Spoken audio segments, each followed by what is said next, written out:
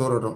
ఏదైనా నిర్జీవమైన మనిషి కానీ జంతువులు కానీ ఉంటే వాళ్ళ ఆత్మని వాటిలో దూర్చేవాళ్ళు. దూర్చి వాటితో చేయాల్సిన పనులు ఏమైనా ఉంటే చేసి మళ్ళీ వెనక్కి వచ్చి వీళ్ళ సొంత శరీరంలోకి వచ్చేసేవాళ్ళు ఆత్మని. ఇది చాలామంది వినే ఉంటారు కదా, పరకాయ ప్రవేశం అంటారు దీన్ని. పరకాయ ప్రవేశం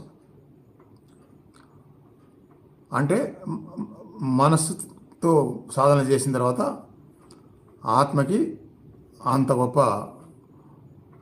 శక్తి ఉందని తెలుసుకున్న తర్వాత అదే శక్తిని ఆత్మతో చేయగలిగే శక్తి కూడా ఆ సాధకులకు వస్తుంది అన్నమాట. ఇవన్నీ ఒకటిగా చెప్పుకునే మాటలు కాదు, జరిగినవే, చాలా చాలా జరిగినవే. కాకపోతే అంత సాధనలు ఎవరు చేయక దీన్ని చేయించే వాళ్ళు కూడా ఎదురుగా లేక ఆ పరకాయ ప్రవేశం లాంటివి ఆగిపోయింది, ప్రపంచంలో ఆగిపోయింది. బట్ హిమాలయాల లాంటి గొప్ప గొప్ప సాధకులు